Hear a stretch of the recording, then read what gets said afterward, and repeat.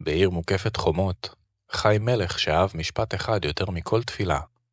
אצלי בארמון אומרים אמת. יום אחד הוא קם והכריז צו חגיגי. מהיום כל מי שמדבר אליי ידבר אמת, בלי חנופה ובלי פחד.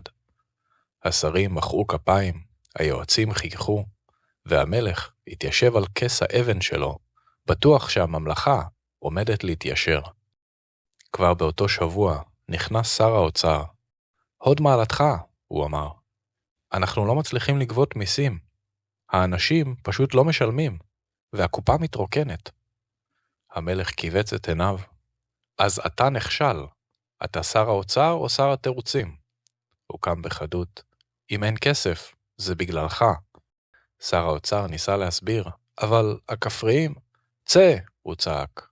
אל תביא לי חולשה לאולם. למחרת הגיע שר החקלאות עם אבק דרכים על הבגדים.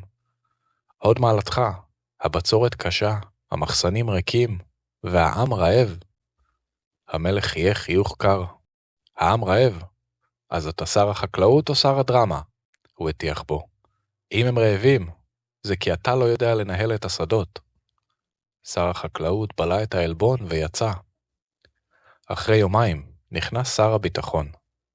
הוד מלכותך, יש התקוממות. אנשים מתאספים, יש שמועות על שריפת מחסנים. המלך התקרב אליו עד שנשימתו נגעה בפניו. התקוממות? אז זה אומר שאתה לא שולט בצבא שלך. באותו לילה התכנסו היועצים במסדרון הצדדי. אחד לחש, אני לא מבין את זה, אמרנו את האמת ונענשנו. אחר אמר, האמת הפכה למסוכנת. ומאותו היום, משהו נשבר בממלכה. בישיבות הבוקר, הכל נשמע מושלם. שר האוצר אמר, המיסים זורמים. שר החקלאות אמר, היבול מצוין. שר הביטחון אמר, יש שקט מוחלט. והמלך נרגע. הוא נשען אחורה וחשב לעצמו, סוף סוף אני שומע אמת. אבל מחוץ לארמון, אנשים הפסיקו לעבוד, הפסיקו לקצור, הפסיקו לסחור. הם רק ישבו ותכננו מזימות בחדרים אפלים. הכעס של העם נהיה רעב. זה התחיל בצעקות ליד שער העיר, המשיך באבנים ואז בלפידים. ההמון הסתער על הארמון כמו גל שחיכה שנים. שומרים נפלו, דלתות נפרצו, שטיחים עלו באש. המלך רץ במסדרונות שמלאו עשן וצעק, איפה הצבא? איפה הביטחון והשקט? אבל השקט לא היה בחוץ, הוא היה רק בדוחות. בבוקר, כשהארמון כבר היה שלד שחור ושרוף, העם הכריז, המלך ויועציו ישר לגלות. רוב היועצים ברחו בלילה, כמו חולדות שיודעות לקרוא את המציאות. אבל אחד נשאר, היועץ הזקן, זה שלא השכיל לברוח מהר. ימים אחר כך, באמצע שדה פתוח, בלי כתר, בלי סוסים, בלי קירות שמחזירים הד, המלך ישב על אבן, בגדיו קרועים, פניו מלאות אפר.